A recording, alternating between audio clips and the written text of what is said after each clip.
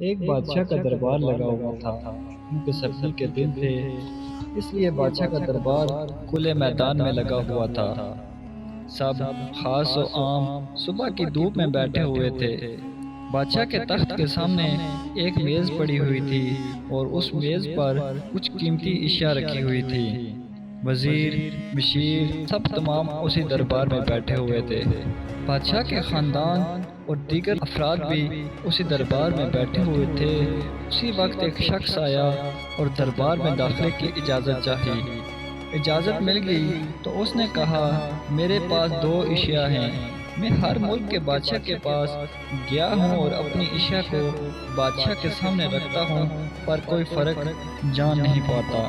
تمام ہار چکے ہیں اور میں ہمیشہ کامران اور کامیاب ہو کر لوٹتا ہوں۔ اب آپ کے ملک میں آیا ہوں۔ بادشاہ نے کہا، کیا اشیاء ہیں؟ تو اس نے دونوں اشیاء بادشاہ کے سامنے میز پر رکھ دیں۔ دونوں اشیاء یکساں رنگ، یکساں چمک، گویا کہ یہ دونوں اشیاء ایک دوسرے کی نقل محسوس ہوتی تھی۔ بادشاہ نے کہا، یہ دونوں اشیاء تو بالکل ایک جیسی ہیں۔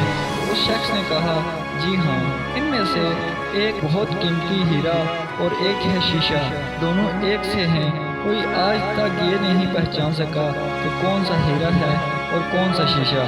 کوئی جانچ کر بتائے کہ اس میں سے ہیرا کون سا ہے اور کون سا شیشہ ہے۔ اگر کوئی صحیح پہچان گیا تو یہ قیمتی ہیرا آپ کا ہو جائے گا، لیکن شرط یہ ہے کہ اگر کوئی پہچان نہ پایا تو اس ہیرے کی جو قیمت ہے اتنی رقم آپ کو مجھے بطور انعام دینا ہوگی۔ اسی طرح میں کئی ممالک سے جیت کر آیا ہوں۔ بادشاہ نے کہا، میں تو نہیں پہچان سکتا کیونکہ دونوں بالکل ایک جیسے ہیں۔ سب کو گمان تھا کہ اب تو شکست ہی مقدر ہے، لیکن شکست پر انعام کا مسئلہ بھی نہیں تھا، کیونکہ بادشاہ کے پاس بہت دولت تھی۔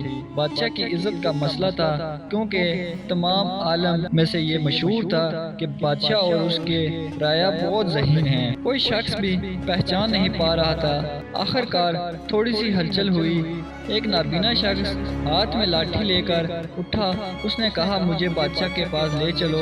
میں نے تمام باتیں سنی ہیں اور یہ بھی سنا ہے کہ کوئی پہچان نہیں پا رہا ہے۔ ایک موقع مجھے بھی دیں۔ ایک آدمی کے سہارے وہ بادشاہ کے پاس پہنچا۔ اس نے بادشاہ سے درخواست کی کہ ایسے تو میں پیدائشی نابینا ہوں، لیکن پھر بھی مجھے ایک موقع دیا جائے جس میں میں ایک بار اپنی ذہانت کو جانچ سکوں، اور ہو سکتا ہے کہ میں کامیاب بھی ہو جاؤں، اور اگر کامیاب نہ بھی ہوا تو ویسے بھی آپ تو ہار چکے ہیں۔ بادشاہ کو محسوس ہوا کہ اسے موقع دینے میں کوئی حرج تو نہیں ہے۔ بادشاہ نے کہا کہ ٹھیک ہے۔ تمام لوگ بہت حیران ہوئے کہ ایک نابینا شخص نے کیسے جان لیا کہ اصل ہیرا کون سا ہے، اور سب نے یہی سوال اس نابینا شخص سے کیا۔ اس نابینا شخص نے کہا کہ سیدھی سی بات ہے، دھوپ میں ہم سب بیٹھے ہیں، میں نے دونوں کو چھو کر محسوس کیا، جو ٹھنڈا رہا وہ ہیرا، جو گرم ہو گیا وہ شیشہ ہے۔ اس کہانی سے یہ سبق حاصل ہوتا ہے کہ اسی طرح زندگی میں بھی جو شخص سخت اور مشکل حالات میں گرم ہو جائے اور حالات کا سامنا نہ کر سکے وہ شیشے کی مانند ہے، اور جو مشکلات میں ٹھنڈے مزاج اور صبر سے کام لے وہ ہیرے کی مانند ہے۔